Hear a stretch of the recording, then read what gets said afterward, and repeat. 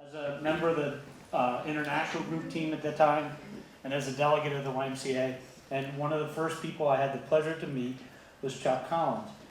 He has a wealth of information and experience in terms of taking this kind of moment in time and translating that into something that is going to be impactful not only for ourselves as individuals in our own personal journeys, but also to translate that into operationalizing it in our work that we do each and every day, and ultimately moving the movement forward. So, without further ado, Chuck Collins. Thank you. Thank you, Mike. In Copenhagen, just a few days ago, many of us set course on this journey with a very, very deep, and in some ways, I would say, painful, might be overstating it, but certainly a deep journey. And a lot of it was because, we were bridging something from the individual to the collective, which is always the important journey. And that dichotomy, if we could just use dichotomous thinking about I'm here and then we are there, that was where this conversation was. Where are individuals in their path in terms of looking at an anti-racist and undoing systemic racism here in Denmark? And that was the context of those meetings. They were extraordinarily powerful. But at the other side was one of our leaders who was telling us and giving us some ideas about structures and orders of thinking and taxonomies and such strategies that help us to advance. And so that, in a sense, framed early on the journey of the individual through collective action and process into something that has an outcome. All right, now, cell phone, don't go off on me. So what we saw were the members of the Emerging Global Leadership Institute. And also we saw many participants from the Anti-Racist Multicultural International Institute. So local to global, but always this focus on where we are in our world. And so that journey really, I think, set a big wave in motion for us to arrive here in Aarhus. I also want to say that for many of you, and I was you in 2006 within the context of the Y, this is your first visit. And many of you perhaps have never been set foot outside of the United States, right? And so you're beginning a journey, and we all want to, one, congratulate you for that, but also for us to be patient as you adjust yourselves to a global framework, which is ever increasingly more and more important as we settle the problems of our world. And then for some of us, like me, we're passing the baton because the future of the movement is not in those that are passing the baton, but to whom the baton is passed. And so we're kind of collected in that way. Thank you. But it's particularly fun for me, to arrive here and to see how our 2030 vision is really coming to life. And when we began to think about how we center ourselves in a global movement, which is very difficult to collect, you always have to have basic organizing principles. The basic principles for this derived from YMCA 175. Would you raise your hand if you were there in London for YMCA 175? I know Andy was, and many of you were. And so what you saw coming out of that was it was the largest single gathering in the history of the YMCA of 3,300 people in one place at one time, over 1 week, largely led by young people.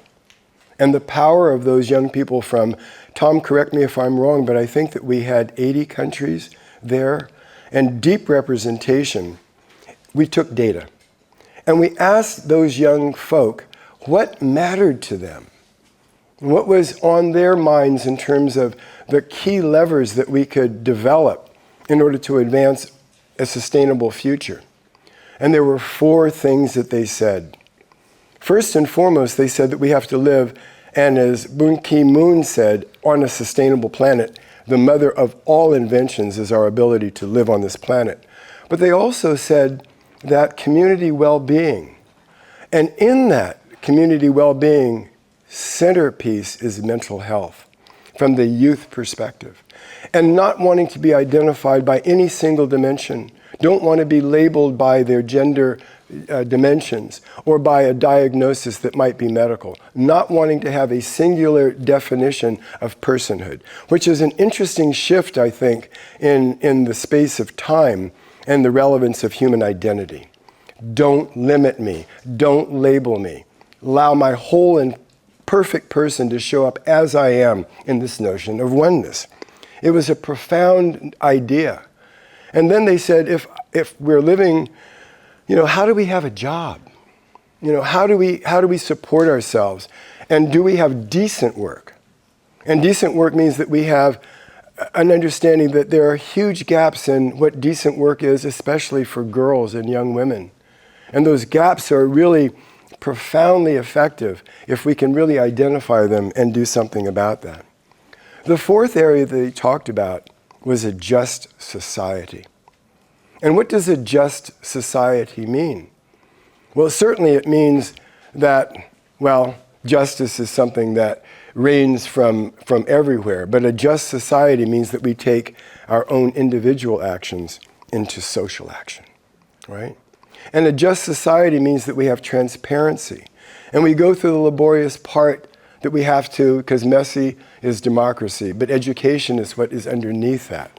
So you can see that so many of these themes are interlinked, but this is what young people told us. Now, interestingly enough, blind test. We tested it against the data of the World Economic Forum. The data was the same, because if you're true to the data and your derivation of the data, it's going to end up with some variations. But that was what gave us this notion that we were on the right track.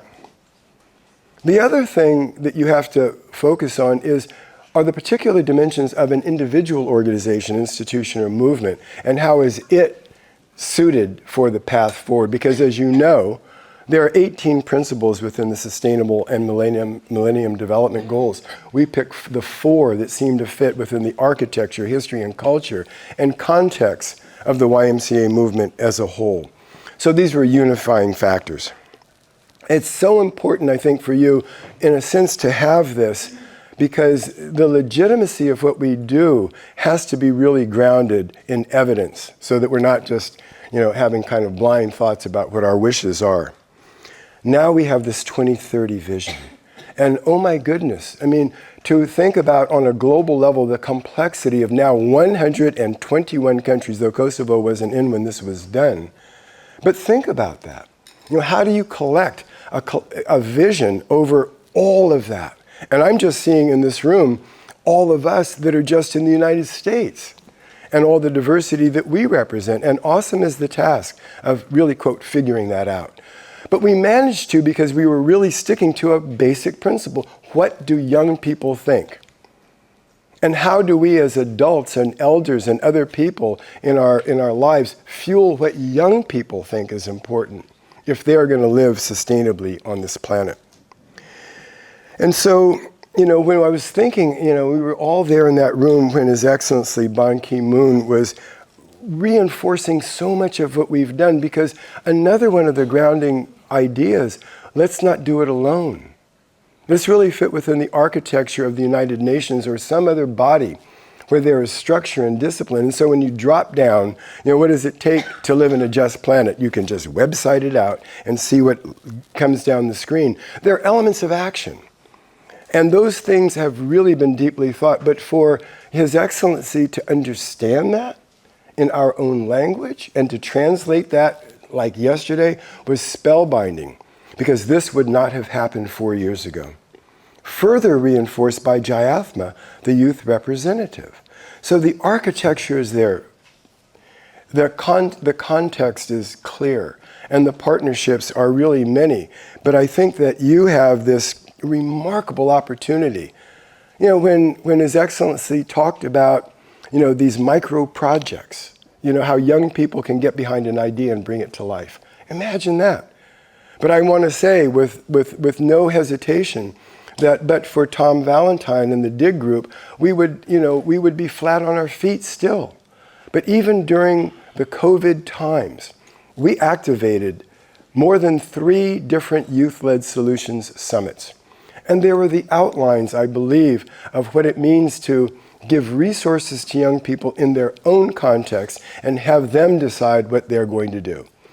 How many people here, if you raise your hands, were involved in some way in that structure? Right? So you already see that this traction is gaining a type of momentum. That's important because Lord knows we don't have time. And so if we go back to those 4 articulated principles, a just society, civil society, that's what we typically call it in the US context. It might mean voting. That youth can really get behind voting because that is another one of the data points where youth say what's important: meaningful work, community health and well-being, and a sustainable planet, and climate action. Right? So this is a propensity towards action. So as I'm kind of moving through this, global citizenship is a mindset. And we're developing the muscle of that mindset to put our actions into, our thoughts into action. First, having the mindset. And probably many of us scratch our heads and say, what is the relevance of what we're doing when we've got so many problems at home? But if we just look at what happened on the 4th of July in Chicago, and add that to what we experienced while we were here in Denmark, and couple that with the assault in Norway. All of these things are connected in global ways. And if we don't approach them systemically at the ground, they will continue to fester into a world of collapse. And so we take these small actions and we also use them to move mountains through our goals. And so what we're going to ask you to do is to think about where you are in your own journey.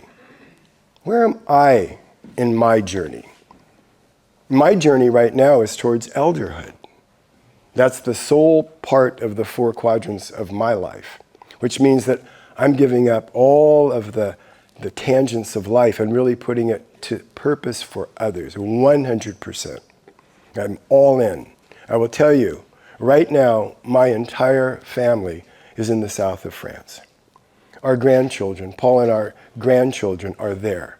They're rollicking in this time. They've all worked hard, but we're here. And we're here because we don't have time to waste if those grandchildren of ours don't have a sustainable planet that they can't identify as they are if there is not a just society and decent work. And so the path towards elderhood for us is that greater purpose that we have to now journey. I'm just telling you that personally because I'm asking you, in a sense, face identity, so you can read check, for you to think about your own journey. Where are you right now? And to be frank and honest with that as we all puzzle with what that means to us. And none of us can answer that question. But the thing that Mike and I and the DIG team, Tom, Linda, Trang, if I start naming names, we'll fill up the room because it's such the best group in the world. By the way, I can evaluate it because I'm qualified to say that. But I'm asking for us to think about our bill of responsibilities. There's a bill of rights. That's interesting, right? But what is our bill of responsibilities that we take from here on our road from Aarhus? Now, many of us have been talking for the several years about what is the road to Aarhus. We've been thinking about what that road is here. And hopefully we've begun to set some ideas about how we identify that, how we leverage and then amplify from this road forward our actions that will really put in place the future. Carlos was asked, or Patricia was asked, a really interesting question, right? Where do we go from here? And Carlos used gap analysis, where you are versus where you should be or want to be. We're in that middle passage, and that's where we are, and it is okay. And so he did not answer the question for one single person, and nor can I. But I think that we have to collectively decide where are we now, and how do we set the course forward from here. And in the United States, I'm hopeful that we're going to have really soon an announced strategic plan that we can collectively get behind and really fuel and power. And I imagine that many of the organizing precepts will be very similar because they're going to be data-driven and community-focused. And so I'm going to now, I want you to start remembering something. You can forget everything I've just said, but you've got to remember this, right? I mentioned how do we identify, how do we leverage, and how do we amplify our impact. And so this individual perspective, I want you to think about your own place where you are and to take that learning that you have to transform it into your leadership. This isn't the part where you say, I'm going to go back and tell Chuck because I was there what he should do. This is the piece where you say, what am I going to do? And if one of your intentions is to speak more loudly and more boldly and more affirmatively, and if you are on course, it will be heard. And take that risk. Take that risk to kind of jump in a little bit farther and say, this is where we want to go. The other is to take some of the things that you have learned about the global movement and this global vision. And then how will you integrate that into your association? Right? I can promise you that it's going to work, because if you took any one of these dimensions and you were even putting it into an operating model, you would find that these issues are alive in your own community. They may be shaped in different ways, but community wellness and mental wellness abound, especially in this post-COVID environment and in the stresses that people are experiencing right now. So it's alive, right?